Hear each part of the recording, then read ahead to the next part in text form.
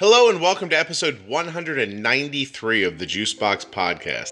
This is a bonus episode, so if you haven't, look back in your player for episode 192. It's there too. It's called Bolusing, Cursing, and Tacos. What you're about to hear was recorded live at the Southwest Ohio chapter of the JDRF. There, I spoke at their Type 1 Nation Summit to a room full of people. I'm telling you, there had to have been 500 people in that room. It was absolutely exhilarating. I can't wait to do more live events like that. You don't get the greatest audio from it, but you do get an amazing experience. So I want to thank the Southwest Ohio chapter for having me out. You guys ran probably the most well-attended, best organized event I've ever been to. And being there made me want to do it more. This session will be recorded, and you can listen to it online on the Juicebox Podcast.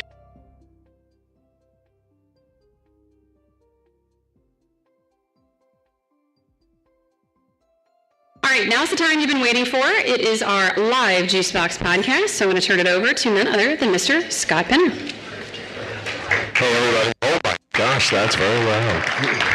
Thank you so much for coming out, for supporting the JDRF, and for being even remotely interested in some of the things I'm going to talk about. My daughter was diagnosed when she was 2 years old. She's 14 today. After a number of years of struggling with her A1C being in the 8s, and eventually you got an insulin pump, got it into the 7s, got a Dexcom, got it down a little farther, and then we got stuck. And then one day my nurse practitioner told us something that really just changed everything for me. I asked her, what's the hardest part for you, your job? And she said it's to stop people from being afraid of insulin. If I could make people not be afraid of their insulin, they would have better outcomes. I took that very seriously. I thought about it for a long time. I wrote about it forever and ever online. And then one day I started a podcast. Now, the JDRF would like me to tell you, does anybody here listen to the show? Thank you. Nothing you hear on the Juicebox Podcast should be considered advice, medical or otherwise. Always consult a physician before being bold with insulin or making any changes to your healthcare plan. We're going to interview Mark in just a second, and we're going to kind of translate from Mark into some slideshow stuff. But just very quickly, that's my daughter Arden on the right when she was 4, when her A1C was probably 9. And there she is last summer. She's 14 right now. Arden has no diet restrictions. Her A1C, and I only tell you this to you for the purposes of what we're doing here today, has been between 5.2 and 6.2 for the last 5 years. Arden eats everything you can imagine. Pancakes, waffles, Chinese food, all times of the day and night, and we manage to get that A1C through understanding how insulin works. So I'm going to invite Mark Luley up. We're going to talk for a little bit about his story, and then I'm going to tell you a little more about how we handle Arden's blood sugar. So I'd like to give a big round of applause to Mark.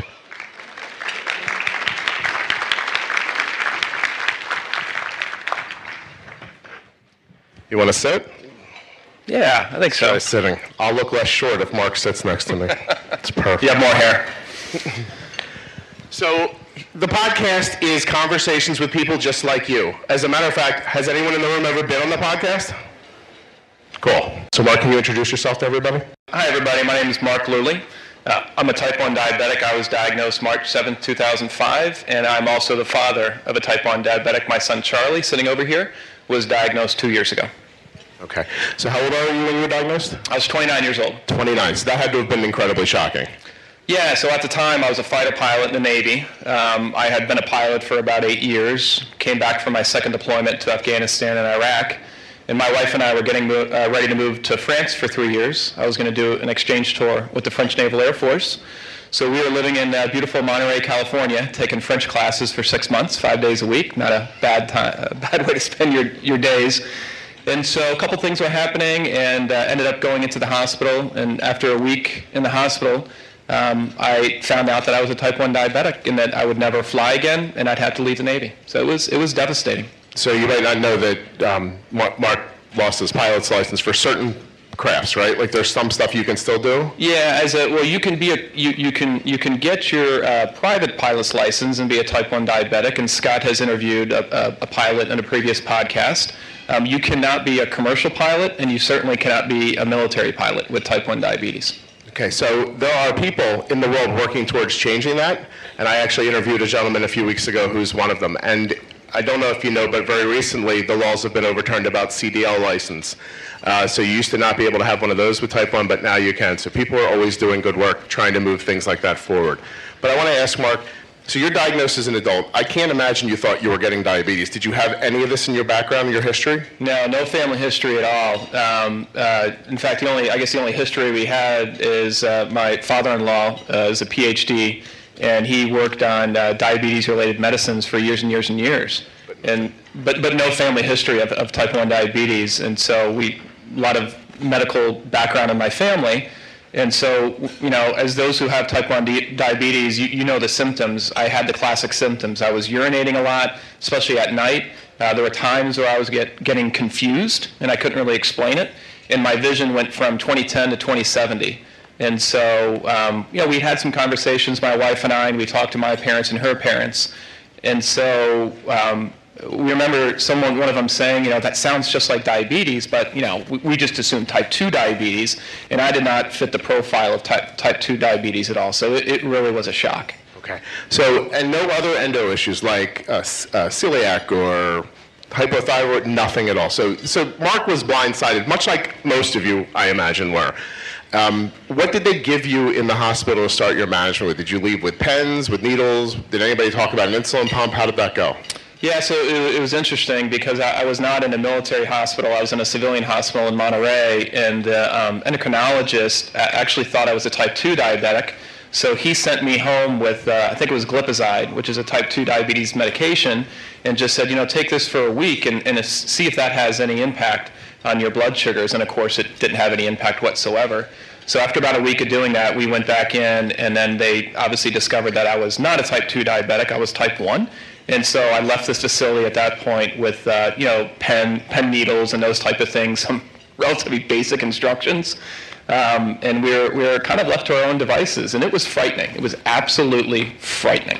So there was no, this is how insulin works, or this is what you should do. It was count your carbs, inject this insulin, wait 3 hours, test. That was pretty much it? I'd characterize it as they gave us a bunch of pamphlets. They fed us a whole lot of information that we just could not necessarily ingest. We were not in the right mental state to be able to do so.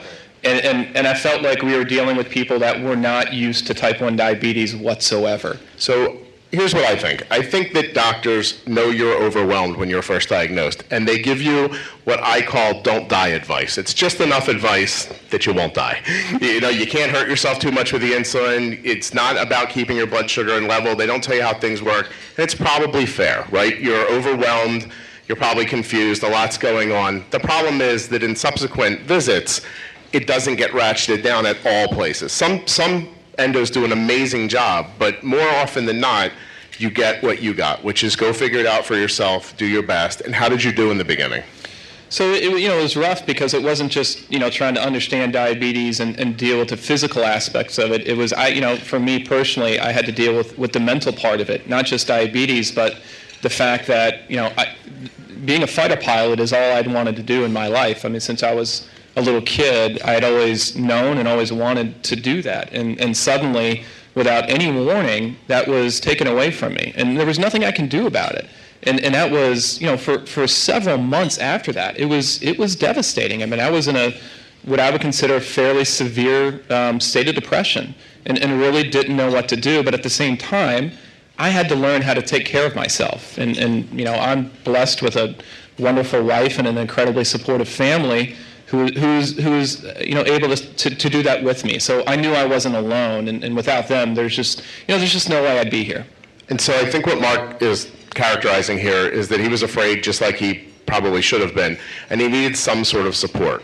So what I'm going to tell you is that no matter where you get your support from, I'm sorry, I didn't mean to ignore you all over here. No matter where you get your support from, it has to come from somewhere. You have to have some sense of community. There are people who live in the middle of nowhere who listen to the podcast, and they think of the people that they listen to every week as their community. It could be a friend, a neighbor, it could be someone here with the JDRF, but I really want to implore you, it is very important to be connected to someone else and to not feel alone. But that's not the entirety of what you need, but it's a really good start. The next thing you need is the fear aspect. It has to go away at some point. So I'm going to ask Mark about something, because I think Mark probably has an experience overcoming fear like no other. I don't know about the rest of you, but this man can get into a machine and make it fly off the ground. To me, that sounds incredibly frightening. I would never do that. I think he's probably crazy, but that's fine. Okay, but I want to know about that. I want to know about when you're faced with incredible fear, what are the steps you take to get past it? Yeah, I don't know if I've got a recipe, if you will, that I can share, but what I do remember is I'd never flown before, so I graduated from college and became an officer a few days later and went down to Pensacola for flight school. And I remember, I'd take my lunches by the runway, and I would sit and watch these pilots learning how to fly, and they would start the engine, and off they went, and I just thought, like, how the heck do they know how to do this? It seemed so impossible and so daunting. And then I started going through some of the academics of how to fly, and then I started learning some of the basics of flying and doing my first flight. And then I realized, like anything else, you gain confidence through experience. And so I learned how to fly a turboprop aircraft. And then I went to do initial jet training, and I thought the same thing again. Oh my gosh, how do these guys and gals do that? And then again, I just started, with some of the basics, and you improve, and then you get to a point where you feel like you're very confident. You really understand how to operate in an ambiguous environment, and you actually look forward to taking some additional steps. So I felt like that when it came to diabetes eventually, when I was diagnosed, that it was so incredibly daunting, and how am I going to have to incorporate this into my life? But just like, I reverted back to when I was in flight school. It's not something I knew initially, but as I learned more, I gained confidence, and I felt like that's what was the secret for me to control my A1Cs, to make sure they were less volatile, and to make sure that I could incorporate type 1 diabetes into my life without having it rule my life, if that makes sense. And I'm going to be here today, and we're going to talk a little bit about how to translate those ideas to type 1. Because it is very true. This is all about experiences that you have to have over and over again until you don't have to think about them anymore. And that is hard to imagine for some of you maybe, but it comes. It really does. I sit before you.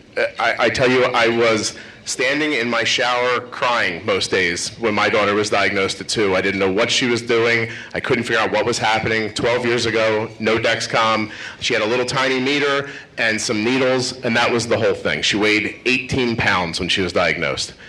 And I spent most of my time in that unsure place. It took me a long time to realize that all the things that I would have back then characterized as mistakes or problems ended up being the learning experiences that I needed to make better decisions moving forward. The one thing you have to do for yourself is lose that verbiage that says, I messed up, that this was a mistake. It's not. It's always just data for next time. It's just incredibly important. So Mark, how many years after you were diagnosed was Charlie diagnosed? Yeah, so Charlie, who's somewhere around here, he should be sitting here, but he's a rascal, so I apologize if he's underneath your table right now. He was diagnosed in December of 2016, so my family and I were living in Singapore, and we woke up one morning and he had wet the bed, which is extremely unusual. And so later in that day, we were getting ready to fly to Cambodia, so we were going to take a 4-day vacation with our kids to Phnom Penh. And so my wife and I decided to test him using my glucometer, and then I saw the number, and we knew right away he was in the 400s. We knew right then and there that he was a type 1 diabetic. And I tell you, when I was diagnosed, when I was a pilot, that was the second most devastating moment of my life. The most devastating moment is when Charlie was diagnosed, because it was one thing for me as an adult. I had achieved my dream, and it was difficult to transition, but I was able to do that. It's a whole other ballgame, when your child is diagnosed with this disease. So, even though Heather and I were very experienced with type 1 diabetes, there was a lot of relearning that we had to do. With a child now who has it, which is a far different experience than when I was diagnosed. So, we actually, it's a little bit of a funny story, but we ended up going to the endocrinologist, and we told him we're leaving for Cambodia later this afternoon. What should we do? And he said, listen, I would never do this with another family, but Heather, you're a nurse. Mark, you've had type 1 diabetes for years. You guys really understand this? So let me go ahead and give you some of the basic equipment. You guys go to Cambodia and have yourself a great time. And that's exactly what we did. And we're thankful for it. And we're lucky, we're fortunate. Maybe not, I wouldn't recommend that to most people, to go to Cambodia, the same day that your child is diagnosed. But it's also, that's how we've chosen to incorporate type 1 diabetes in our life. We don't let it control us. We're very much in the driver's seat, and that would be one piece of advice I would give folks in the room here today. I would have to add to that as maybe delicate as Arden looks in her picture, I'm not sure. That little kid was 2 wins away from going to the Little League World Series last year. So she plays softball in incredible heat, 100 degrees, 3, 4, 5 times a day, starting at 6 in the morning and not ending sometimes till 7. She does that without crazy lows, and I really do think that Mark's words should echo in your mind, that there's nothing you can't do. It's tough sometimes. Let's make fun of Mark for a minute. It's tough sometimes where a handsome man here who can find a plane sits in front of you and tells you this is all doable, right? I even think, well, I can't fly a plane. This guy must be smarter than me somehow, right? But the truth is, around diabetes, it doesn't matter. That's why they brought me here. If I can do it, you can all do it, right? I'm telling you, there's nothing special about me. I'm not good at math. I wasn't a very good student. All I know is how to use insulin. And I'm kind of good at explaining it to other people, too. So we're going to get to that part. But I really want you to believe moving forward that when you have the right tools and the right understanding, the sky is absolutely the limit. It 100% is. I want to ask you, do you guys use pumps, or what kind of technology do you use? Yeah, we do. We use insulin pumps. Both Charlie and I had the same pump. Okay, and are you using a glucose monitor? We do, yeah. We use the Medtronic 670G, so the closed-loop system. Okay, and my daughter uses a Dexcom G6. I'm going to tell you that the data that comes back from the glucose monitors makes what I'm going to talk about later a lot easier. It's not doable without the technology. It just takes longer without it because you're a little more blind than you would be with it. Can you tell me a little bit about your management style? Do you, I know already, but Mark, you don't shoot for the same A1C I shoot for, right? Yeah, and I think I think the important point is, there's a range of A1Cs that are acceptable. And I think what each person needs to do, what each family needs to do, is decide what is good for you. How do you want to manage this? You can be all over this 24/7. Actually, for those of you who were in the previous sessions here, I sat through the one, Chris, who's the power lifter. Chris really manages this very strong. But even, he said, he fluctuates between about 6'5" and maybe a little over 7. And that's exactly where I try to be. That works for me. It allows me to do the things that I want to do in life without making it so overburdensome and having to think about it so much. The beauty of the technology out here, whether it's Medtronic or Dexcom or anything else, you want the technology to do the work for you so it doesn't manage your life, right? You're managing your own life. And that's what Charlie and I have done. So that was the reason that we put him on the pump that he's on, so that he can see me go through all the same motions and insertions and sensors and all that kind of stuff. And quite honestly, there's times where we share some of the same pump supplies, which has a nice financial insurance company. It's fine. Hopefully, yeah.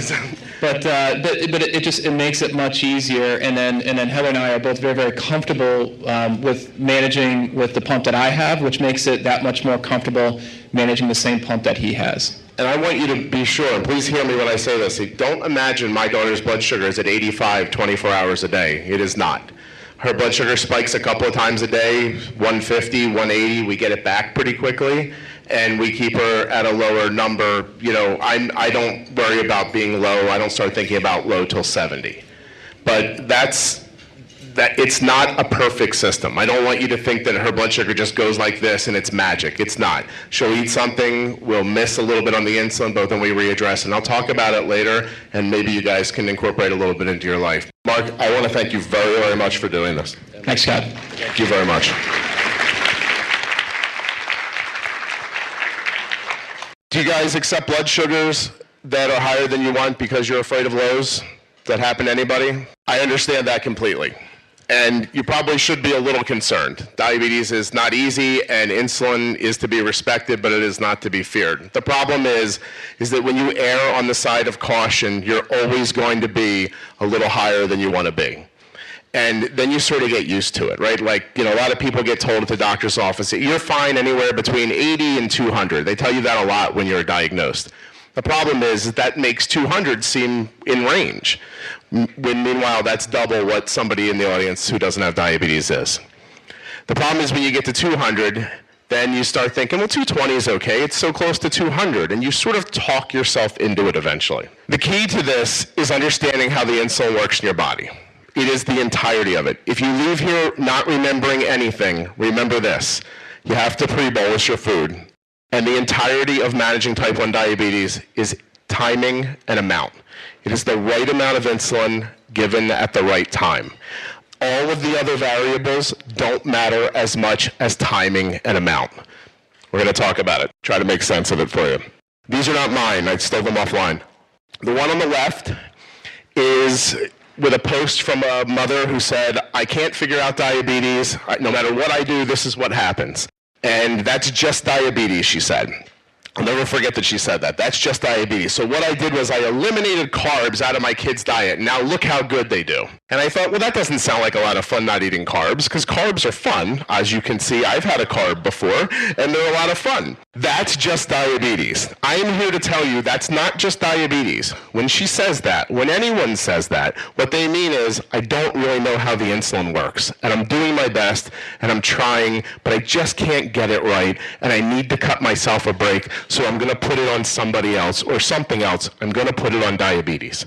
It's just incredibly important to know that if your blood sugar goes up out of nowhere, it is not the magic diabetes fairy that came along and tapped you on the head. So now I'm going to tell you a story about M&Ms, and I'm going to hope that by the end of this, I'm going to be your M&M story. A very long time ago, my daughter and I were in her endocrinologist appointment. And it was before glucose monitors, right as Dexcom was getting started. And she said, are you guys going to get a Dexcom? And I said, I don't know what that is. And she said, well, there's a 17-year-old boy in the practice. He got one because he wants to eat M&Ms without his blood sugar going all over the place. Tells me that what happens is the boy goes out, he buys these little packs of M&Ms, the ones you get at the register by the cashier, and he buys a bunch of them. And the first day he goes home, he gives himself his insulin like he always does. He eats the M&Ms, and he watches what his blood sugar does. It went up.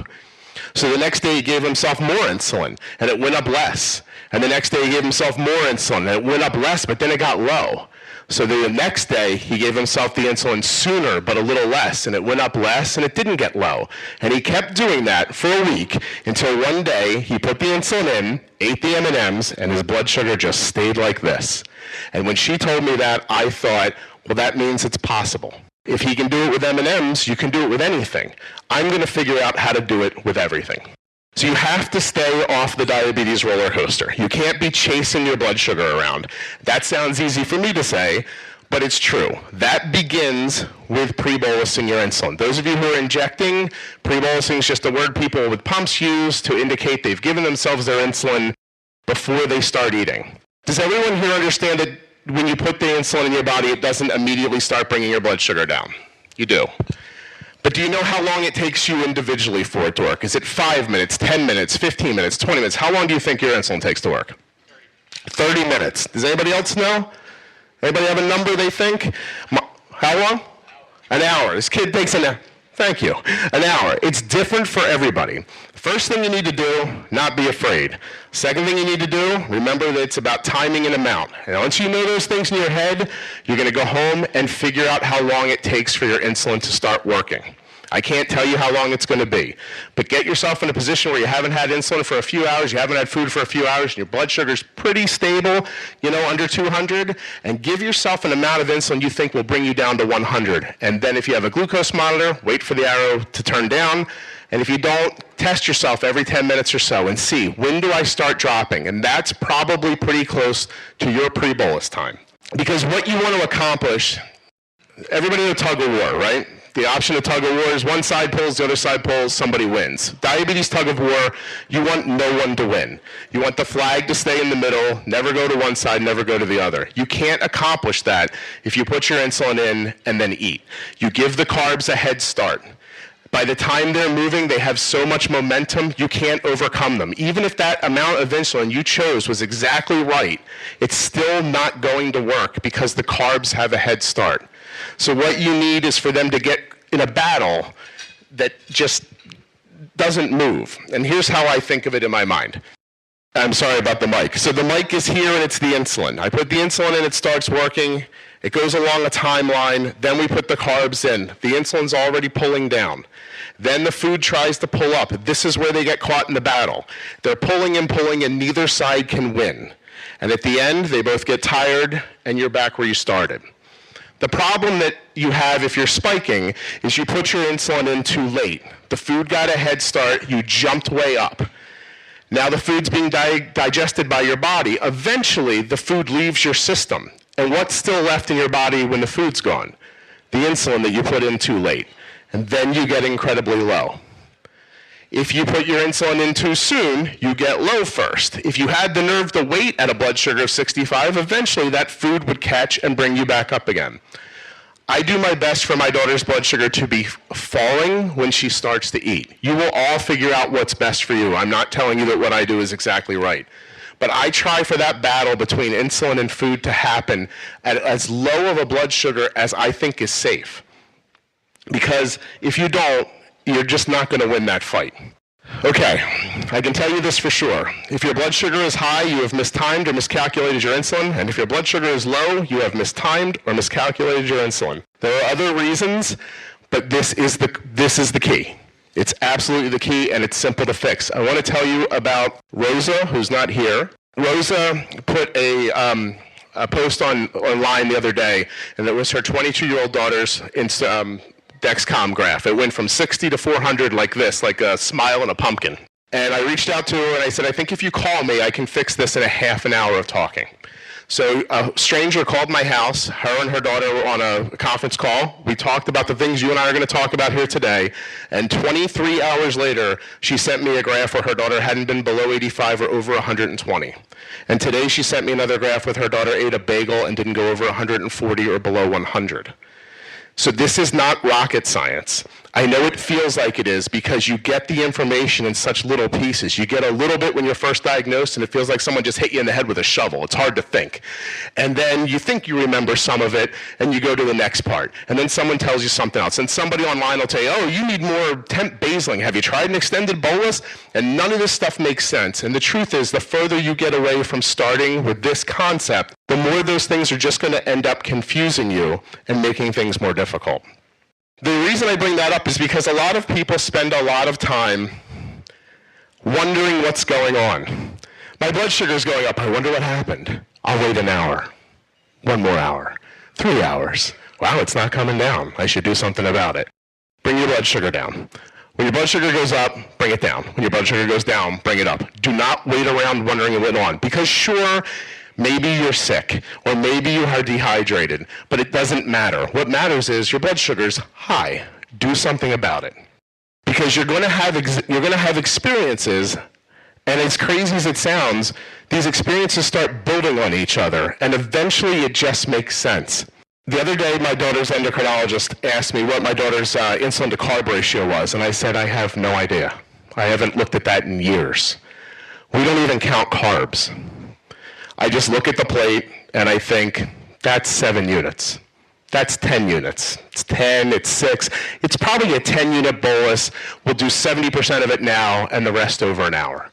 I haven't thought about counting carbs in so long. And it's such a great thing to get away from because it stinks to count carbs. It's no fun at all. There's no fun planning to eat. That's one of the worst things about diabetes is having to think about it and count your food and am I going to eat all this? Am I hungry? It doesn't matter. I look at the plate, we put in the insulin. If we're wrong, we readdress it. That's it. Anybody in here ever been in a fist fight? Anybody want to admit to have ever been in a fist fight? You, man? Yeah? I'm so sorry. He's so little. I thought it would be an adult. Don't hit people, okay? Here's the thing. You want to hit first. You do not want to get punched in the face and then have to fight because you're dizzy and you don't know what happened. When you go first, when you act, then you know what happens next came from what you did. So it's sort of a mathematical formula that I've made up that doesn't have numbers in it. I did this. This happened. I wanted this to happen. So next time I will do a little more insulin, a little less insulin, a little sooner, a little later.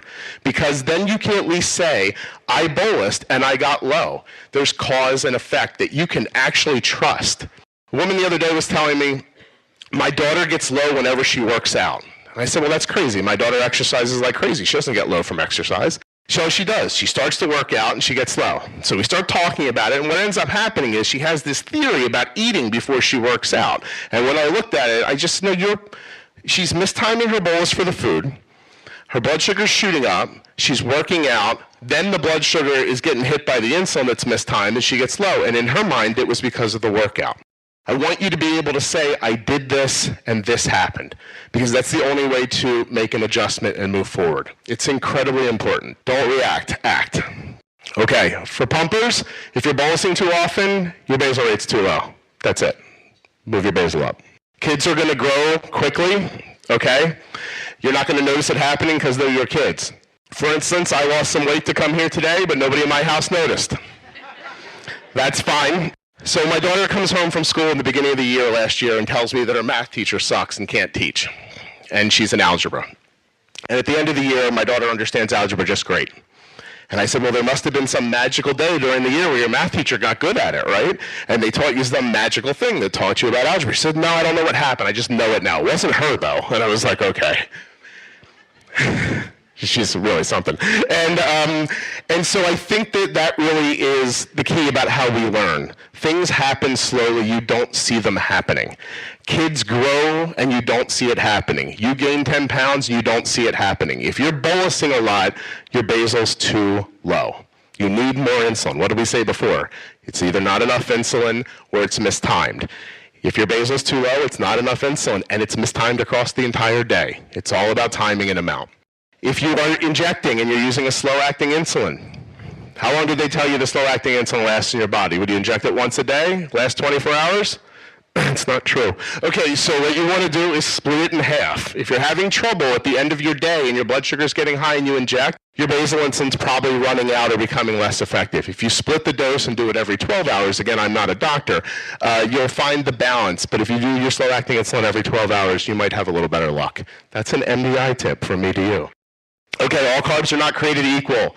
Eating a slice of pizza is different than having a salad with some croutons in it. It is because heavier, more dense carbs sit in your system longer and they are broken down slower. When you eat pizza and your blood sugar gets high 3 hours later, that was not the diabetes fairy. That's when your body started breaking down the pizza and it started going to your blood. So you might have to say, all right, well, I start eating pizza, it hits me a little bit, but I don't get high until 2 hours later. What do I do? What you do is you figure out how to time the insulin against the carbs. I can't tell you what that is, but I can tell you that if you try, you'll figure it out. Some people use extended boluses. I'm going to explain to you right now, my daughter has Chinese food. I don't know how much she's going to eat. It's General's chicken, white rice, vegetables. Is she going to have 3 pieces of General's chicken? How much? I couldn't tell you. What I know is that most times my daughter needs 12 units of insulin to eat Chinese food. That's what I know. So when I start, we pre-bolus, I get her blood sugar running down, and I get that 12 units in. I don't know how much she's going to eat, so I pre-bolus 8 of those units. And I tell the other 4 units to go in over the next hour. That way I've got a shot to bail on it if I want to, right? Maybe she starts eating and she goes, oh, this stinks. My daughter does the most disgusting thing when she's eating. She says she has a limit. She doesn't know it till there's food in her mouth. So she goes, nope, that was it. And then she takes a napkin. It's horrible. Takes it out of her mouth and decrees that lunch is over. If that happens and I gave her 12 units and she's only eaten 3/4 of what I imagined she was going to eat, I cancel her extended bolus. Or I use a combination of a temp basal rate. I'll double her basal rate for a couple of hours. This is important. We do this thing with pumps. It's weird. Every day at 2 o'clock, my basal rate's 1.4. It's 5.6. That's so stupid. Why would your body need the same amount of insulin just because it's 2 o'clock? It doesn't make any sense. You have to stay fluid. If you're having more carb-heavy things, you might need more basal insulin. You might need a 30% increase for hours. It might be a 50% increase for hours. I don't know. Figure it out. Don't wait around and say that's just diabetes or I can't eat Chinese food. Don't do that. This is very important. You have to trust yourself and the diabetes experiences you've had before. You have to trust your gut. You have to. You can't say, but the doctor told me this, so I'm going to keep doing it. If I taught you how to drive, and I said that you only put 20 pounds per square inch on the brake, and you somehow could measure that, and you're driving along, coming towards a tree, and you put your 20 pounds on, and the car keeps going. It keeps going. Do you go, oh, the guy that taught me how to drive said this is going to be okay, and drive into the tree? No. You press on the brake harder. The doctors have done their best to explain to you the basics, and it's up to you to keep going to understand. When you do that, this gets incredibly easy. And I don't say that lightly, but I don't think about, well, today I do, but I don't think about diabetes for more than about 10 minutes a day. My daughter and I speak about it through text messages mostly. It does not encompass a bunch of my time. I don't stare at her glucose monitor. We are not crazy about it. Arden is, what I just said, she's a freshman, right? So I started figuring this stuff out when maybe second grade. So the last time my daughter was to the school nurse was the last day of second grade. She has not been to the school nurse since then. We do everything through text messages. I watch her blood sugar, she watches her blood sugar, and we talk together, usually for a couple seconds. Hey, do a half a unit, do a temp basal off for a half hour, drink a half of a juice, that kind of stuff. Her range on her Dexcom is between 70 and 130. And we, most of the time, stay in that range. It's because highs cause lows. When your blood sugar's high, you use too much insulin, eventually it makes you low. If you never get high, you don't get low. So if I give her that insulin for the Chinese food and she hits 130 and starts going like this, we bump it back down again. We stop the arrows. That's what we call it. I'm like, stop that arrow. It might be a unit, it might be a half a unit, it might be a temp basal. We stop the arrow and bring it back. And then for another driving analogy, because they're so exciting, when you're driving and, you know, there are young people in here, you guys are going to get taught how to drive at some point. You're going to drift a little to one side, and the person sitting next to you is going to have a stroke and be like, the other way! And you are going to overcompensate and end up 20 feet this way. It is going to happen. It happens to everybody. But once you become a seasoned driver, you realize that when you see that line coming, your hands move almost an imperceivable amount to get you back to where you want to be. And when you do that, you don't overcorrect. And if you keep yourself in a situation with your blood sugar where small corrections do the job, then you don't see a bunch of overcorrections. And you don't end up high, and you don't end up low most of the time. But if you end up high, do something about it. Get it back down. You might have to crush that high with insulin and be prepared to catch it with a fast-acting carb later.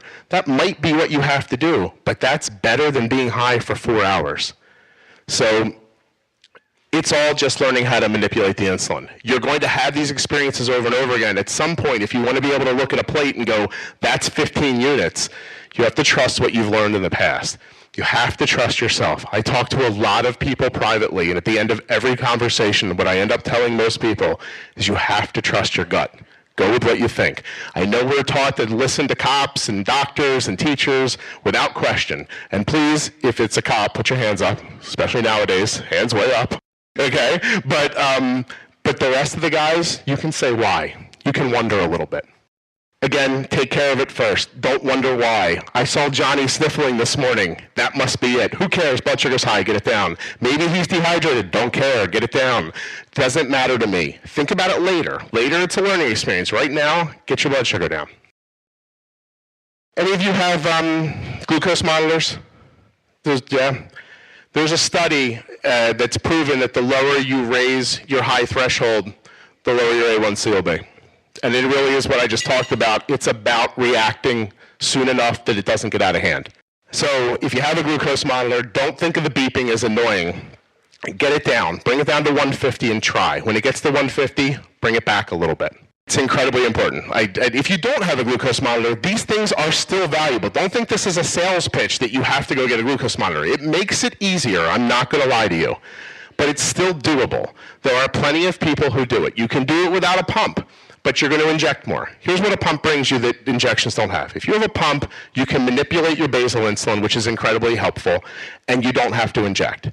Other than that, MDI is the same thing. But being able to see 60 blood sugar that kind of comes up and sits at 70 and 75, and you haven't had insulin for a while, you haven't had food for a while, you really don't want to eat, you can just shut your basal insulin off for a half hour, and a lot of times that fixes it. That is a valuable tool for pumping. But it's not that none of this can't be done with injections. It's just going to take more injections. If you're not bothered by injecting more frequently, don't worry about it. But you have to be ready to be able to say, this meal takes 10 units. Oh gosh, my insulin's going up. I need 2 more. You got to be willing to inject again 20 minutes later, a half an hour later, something like that. I know people tell you not to stack insulin, but if you have a glucose monitor, you're just addressing something that went wrong. You're not stacking insulin. Okay, parents, incredibly important. Exhaustion comes, you don't notice it happening. When it gets there, you don't know you're lost in it. It is detrimental to everything in your life. Please, if you're in a 2-parent household, make sure someone else understands. Do not be afraid, if you're the primary caregiver, to look at the other one and say, hey, it's Friday and I'm going to bed and good luck. Because if you don't do that, you're going to go a little crazy and you're going to argue about a lot of things that later you'll look back on and they're pretty stupid. So please be very aware of that. The exhaustion just overwhelms things. It's absolutely crazy. Okay, this is important and it's not anti-doctor, so don't throw me in JDRF prison. But sometimes people say no because they don't know. It's hard to say I don't know. My children ask me things all the time that I tell them no to. It is because I don't know the answer to their questions. My daughter was once in a pump class, like I'm sure many of you have been. We're going to pick a pump, and they're all laid out like Christmas gifts everywhere. And I said to my wife, back in the corner of this room, literally on a dusty table, there was a box that looked like someone threw it there. This is a long time ago, and I walked over and looked, and it was an Omnipod. And I said to the nurse, I'm like, why is this one not out with the rest of them? And she was, you don't want that. And I was like, are you sure? And she's like, yeah, you don't want that. Your daughter's too lean. And I was like, okay. The cannula goes in on an angle. She said, I forget. She gave me 17 reasons why I wanted one of those other pumps. But I thought Omnipod looked like the way to go, so I did it. 2 years later, leaving an appointment, she pulled me aside and apologized. And she said, we told you not to get the Omnipod because we didn't have any experience with it. We didn't think we could support you. That's what she said. Now we're giving it to all the kids, blah, blah, blah, and whatever. But they told me no in that moment because they didn't know how to support me. So if you walk in there and say, I want to get a pump, or I want to get a glucose monitor, and they say, no, you have to have diabetes for a year before you do that. Say, why? I want to try a different insulin. No, stick with that one. Why?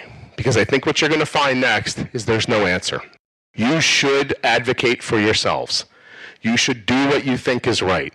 These are not magical people. You live with diabetes. You know what you want. It is incredibly important to advocate for yourself. Oop, sorry. Okay. Now this is a blown up view of a breakfast, so it's going to look crazier than it is, but I want you to believe me when I tell you that this encompasses about 5 minutes of my overall thought over an hour. This is from a couple of years ago, so at this point her high was still set at 160. Now it would be down here. And this low is actually at 80 right now. Now we're at 70, would it be a little lower. So my daughter's having a sleepover with a bunch of friends. She gets low in the middle of the night. I get up, and I just shut off her basal, and that's what it did. So I didn't give her any juice. I didn't do anything else. I shut her basal off for a little while. Her blood sugar came back up. Now the girls were sleeping in, as you can see here, because they were up late last night. But I knew because of her friend Shay, who the night before said, Mr. Butler, can we have French toast in the morning? And I was like, sure, Shay, that'll be great. And can I have chocolate milk? And I was like, yeah, sure. Why don't we just put piles of sugar on it? And one girl goes, like powdered sugar? And I was like, yeah, okay, yep, that's what we'll do. We had bananas, grapes, chocolate milk, powdered sugar, French toast, everything. While my daughter was sleeping, I started bumping her blood sugar. I got it to come down. She woke up in here somewhere. I started cooking here. We put in a unit. We started to get a down arrow. Then the food came in, so we put in more insulin. Got it to come down more. Now she starts adding powdered sugar, which I thought she wasn't going to do, so we upped her basal rate. It seems like it's a lot, but I'm going to tell you in the end. Then she says, can I have more French toast? And I was like, yeah, let's go for it. So we put in more insulin. There it is at noon. 97 with a finger stick, not just the CGM. All I did is balance the insulin with the food. That's all I did. There's nothing else to it. I promise you. It's hard to kind of understand in a half an hour, but I'm proud of the podcast because this was a little stilted with Mark here because I've never done this live before, although it was fun. But what will happen is someone will come on, like Ryan, and we'll talk. and things will come out. Haley, where you at? She comes on and she talks, and things come out. It's not planned. If I told you that I didn't even plan what I was going to say to you here today, please take that as the truth. I think that these natural conversations are important. I think that during every hour podcast, we come up with a couple of things that you'll come away with and think, wow, that really relates to me. Much like the algebra, it takes time to get. You're not going to leave here today like Superman and make all these fixes. But if you leave here today knowing that it's about the timing and the amount, and that you have to pre-bolus a meal or it's not going to go your way, and then think about the rest of this, I promise you this stuff happens. It is incredibly simple. Blown up here, it looks like an hour's worth of thinking. But I guarantee you that what happened was I was cooking, and I said, okay, pre-bolus this, and do a temp basal. Here comes the food, put on the other 4 units. Nowadays, she's bigger. That would probably be a pre-bolus of 5 units and 5 more units later. And I was stretching it out to try to cover the bread. And I was stretching it out because the chocolate, I was like, chocolate milk? She never drinks chocolate milk. It was that other little girl talking about chocolate milk. And so, but when my daughter looked at me, I was like, yeah, drink the chocolate milk. Here we go. I never, ever, ever counted a carb there. Never.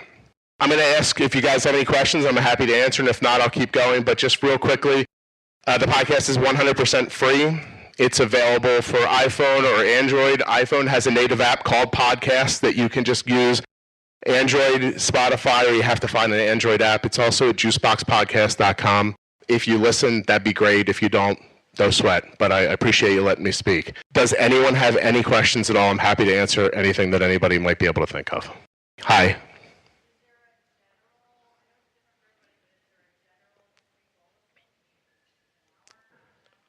You're going to have to, ready? Yeah, that's not going to work. But you have to figure it out for yourself. So earlier, I know I said a lot, and I'm from the East Coast, so I was talking really quick. But I said it early in the beginning. You're going to have to go home and figure out what that is. Get her blood sugar stable somewhere where there's no insulin and no food. Put in a big bolus and see how long it takes to move. And then from there, it's the M&M story then. I put it in here, it didn't work. Tomorrow I'll try it a little sooner. Tomorrow I'll try a little later. Tomorrow I'll try a little more, a little less. There is one thing you can do to make it easier on yourself, which is make similar meals over a weekend. Similar breakfast, lunch, and dinner. Take out the variables so there's less to think about, and then just keep swinging at it. Try it one lunch, and then the next day go, okay, got a little higher than I thought. Try it again the next day at the next lunch. Somebody else? Hi. Mm-hmm. So my daughter and I handle her diabetes, and my wife's doing a great job today while I'm not home. We do it the same way I think about parenting, which is I don't think there's a light switch fix to diabetes stuff. I don't think there's something you say or do or read that just makes it all make sense. And I don't expect my kids to figure life out in one day. So she and I do it together. We talk out loud about it while we're doing it most days. Plus, most of it's done through text messages, so she gets to see it happen. And what I see is that slowly over time, I'll say, hey, how much do you think that is? And she'll guess about what I was thinking. So my goal is just for her to learn it at her own pace. There's a podcast early on in the show called Texting Diabetes. Texting is the absolute most important tool in type 1. Besides the pumps and the CGMs, as far as I'm concerned, because it limits the amount of time you're talking. I'll tell you right now that when she was much younger, back in 2nd grade, I was downstairs very lazily on my sofa, and her CGM beeped, and she needed a half unit of insulin. And I didn't want to get up, and she was upstairs with some friends playing, so I texted her, bolus a half a unit. And she said, okay. And I was like, oh my God, that was easy. And then I started worrying, like, what if she didn't do it, right? So I found a reason to look, and I was like, oh, she did it, half a unit. It's great. And then it hit me about 20 minutes later. The only difference between me being in the room with her and not being in the room with her was my fear. If I let that fear go, it didn't matter where she was in the world. She could be across the street at the house or at school, and it hit me like a ton of bricks. I was like, you're never going to the nurse again. And that's what we did. You have to wait till they're at enough of an age where you can be confident that they're going to do what you ask. But it's that, and I think it's just time. I think that if anybody thinks that there's a light switch health issue, I think that is a very kind of American feeling. Like, I want to take a pill and make it go away, and I don't want to think about it again.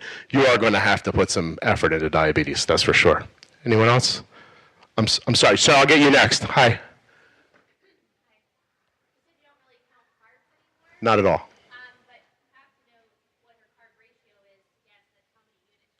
No, I don't. No. I look at the food and I think, that looks like 5 units. It's experience. It happens for everybody. Are there anybody in here who's had diabetes for a long time? Do you count carbs? No. And it's experience. Plus, are you talking about for a little kid? Okay. What's your name, sweetheart?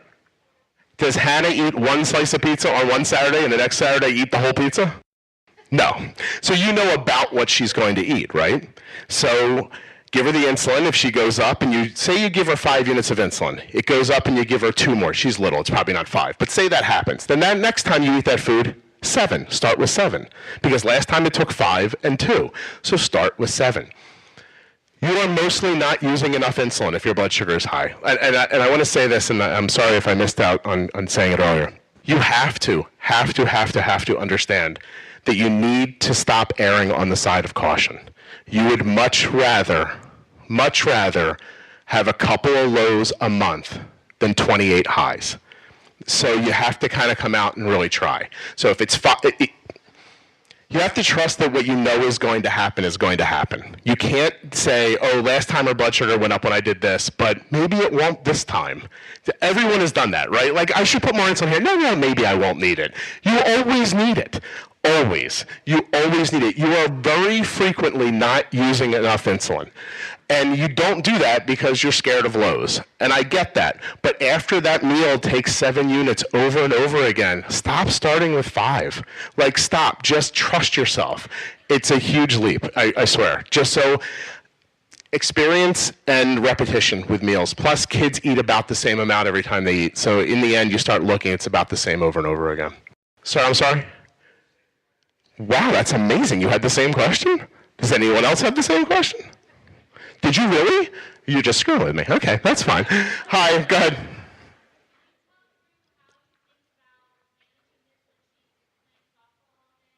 Yeah, exactly the same way. That's it. I don't do anything different. I just stay fluid. She needs carbs, she gets carbs. She needs insulin, she gets insulin. The thing you don't talk about a lot with activity is that adrenaline can drive up your blood sugar. So I'll tell you a story that people seem to really find useful. My daughter was about 8 years old. She was in some recreational basketball league that happened on Sundays. It was one of them where you came in and you were like in sweatpants and looked a wreck, and everybody else did too. We all ignored what a mess we were, you know what I mean? And I'd bring her in with this blood sugar of 100, and she'd go out and play basketball, and her blood sugar would go to 250. Happened every Sunday. So one day I just thought, I can't keep letting this happen. But how do I bolus for adrenaline, right? And I realized one day, I'm like, I'm going to stop thinking about the juice box like medicine, and I'll start thinking about it like food. Like, what would I do if I wanted her to drink that without her blood sugar going up? And I figured out how much insulin that would take. So one day, I got her to the thing, her blood sugar is 100, and I bolused 1.5 units of insulin and sent her out to play basketball. And the adrenaline hit her, and that fight happened, and nothing moved. And had it not happened, because here's the interesting thing about adrenaline, when they played teams that weren't any good and she didn't think she could lose, her adrenaline never went up. It was only when she felt competitive that it went up. So I thought, if this is a bad team, I'll have her drink the juice, right? And that day they weren't a bad team and I didn't do it. But that one thing that I've shared with people over and over again, I get so much correspondence back. When you're looking for a way to be bold the first time, try thinking about it that you're just pre-bolusing the juice box. And then I bet you'll find out you don't need the juice box, and that's how you're going to learn you're not using enough insulin. Before we go, because I promised I would do this, and I see Melissa standing here, it's Izzy's birthday, and I thought it would be great to embarrass her and say happy birthday to her.